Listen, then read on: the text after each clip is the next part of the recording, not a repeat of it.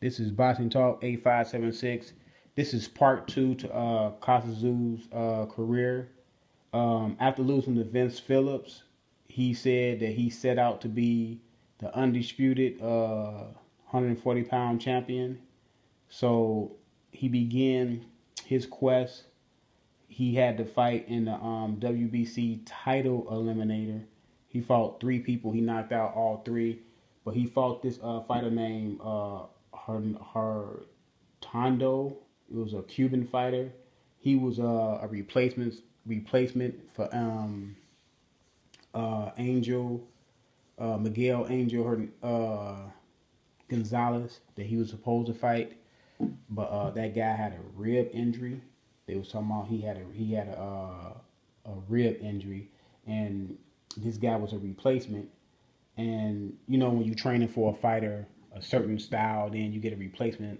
You know, sometimes they do have, you know, easy time with the replacements, but sometimes that replacement man can throw you for a loop, because not only was this guy a replacement, he was a good replacement. He was a good technical boxer with power.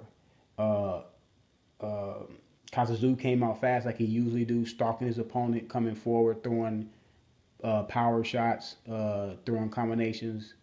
He knocked the guy down, and then he tried to go in and finish the guy because he thought, you know, probably the guy's really badly hurt, and the guy caught him with a sneaky right hand, boom, dropped him, you know. And then Kostya got straight back up. You know, he didn't take no count. He just got straight up, and he went in there and they were throwing bombs, and the guy caught him again, boom. So Kostya went down twice. He went down twice in the first round. So, you know, it was looking kind of shaky, man. You know, but Kostya came back, you know, in the later round, in the next couple rounds, and he really put it on the guy, going to the body. You know, he had threw a nice body shot, and the guy, he was really done with that body shot. You know, he just finished him up top. But that body shot, the thing that killed him. So he won that fight, and then he fought. He finally got a chance to fight Gonzalez. You know, for the vacant WBC super lightweight belt. It was a pretty good fight. Kostya, you know, did what Kostya does. And look, he was looking good in the fight. Angel Gonzalez was a tough Mexican warrior. It was a pretty decent fight. Kostya, you know, won that fight. And after he beat Gonzalez, he fought Julio Cesar Chavez. We all know who Julio Cesar Chavez is. He TKO'd him in the 6th round. I remember seeing that fight. And I remember, Chavez should quit after this fight, man, because this man, he looked, Chavez, you know, at this time Chavez was past his prime. Chavez, he looked like he was done. He looked like he was done in this fight, and you know, I remember saying like, man, you know, Chavez need to quit. But after that, he fought Xianbei Mitchell. He fought Xianbei Mitchell, and this was for the WBA super lightweight title. He said that, I remember I seen an interview, and he said, looking at some Kostya interviews, and he said about this fight that Xianbei Mitchell was talking a lot of trash in the press conference and all that. And he said he don't trash talk. So, you know, he really wanted to put the hurt on Xianbei Mitchell. So he said the strategy for Xianbei Mitchell was, because Xianbei Mitchell was fast, and he was fast on his feet, was to rough him up and get him to stop moving. So grab him on the inside and, you know, get him off his game plan. Xianbei Mitchell came out sharp though in the first couple rounds. He was throwing his jab, you know, landing his punches, and then you know, Xianbei Mitchell was southpaw, so Kostya looked a little puzzled in the first couple rounds, trying to figure out a fast slick southpaw at that. He's fast and slick, and he's a southpaw, so that was a lot to take in. But he had his game plan. He started catching up with Xianbei Mitchell around the middle of round 2. Then then as the rounds went on, he started landing crisp. Xianbei Mitchell, I guess he hurt his leg or his knee. Not real sure if he twisted his ankle or hurt his knee, but he hurt something. So he retired in the corner. I think Xianbei Mitchell corner did ask him if he wanted to continue, and I don't know, did he say no, or I wasn't clear if he said no, but Xianbei Mitchell started complaining when they stopped the fight, but it looked like he didn't want to continue. You usually know when a fighter don't want to continue, man. He had that look on his face when his corner was like, come on, man, you can fight. And he had a look on his corner like, I don't know if I can fight. But they stopped the fight. I know one of the guys who was interviewing Kostya after the fight, he asked him, did he know that Xianbei Mitchell's leg was hurt? He said, I don't know. He said, I don't know if it was his knee or his ankle, but he was saying, like, I come in the ring with broken hand, and you just fight. You fight to the end. So he said, I lost a lot of respect for Xianbei Mitchell because he should have just fought to the end. But nevertheless, his quest went on to be undisputed super lightweight champion. He won the WBA strap. He already had won the vacant belt, WBC vacant title from Miguel Angel Gonzalez. And now he was fighting for the IBF title against Super Zab Judah. Zab Judah this one, Zab Judah was on top of the world. 23 years old, undefeated, IBF champion. Kostya said Zab Judah is another one that was talking a lot of crap in the press conference. He said he wanted to get Zab Judah back for him talking crazy.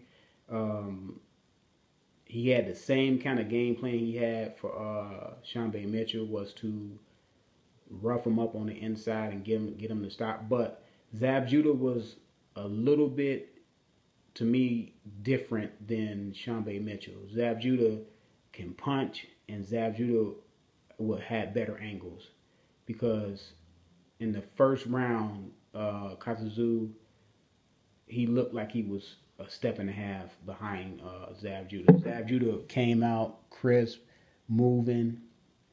He caught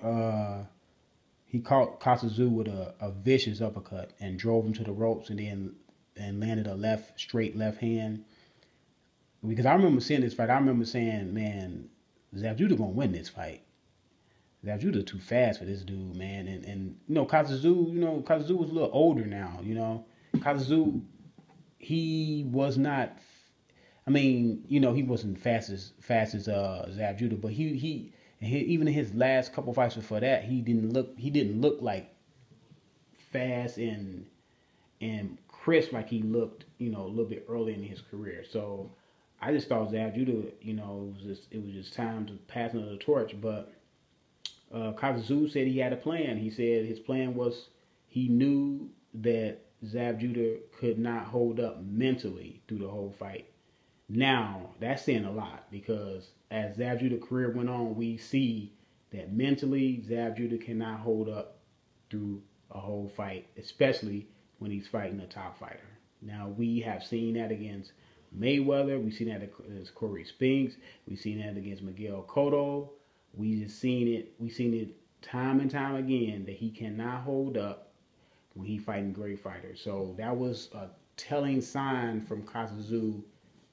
At that time, he knew that, and he said after he came out in the second round, he kind of looked in Zab Judah's eyes, and Zab Judah did not look confident. But Zab Judah did some stupid stuff, had his hands down, pulling out with his hands down, and that was famous, when he got hit with those two right hands and he tried to get up, break dancing, and fell back down. Then Zab Judah went crazy in the ring, trying to beat up the referee, trying to attack his father. That was the beginning of the end for Zab Judah. Zab Judah was never the same after that fight, and that's another story for another day. But Kostya became, the first undisputed super lightweight champion since Fuji, and that was 1967. So he completed his dream of being undisputed champion.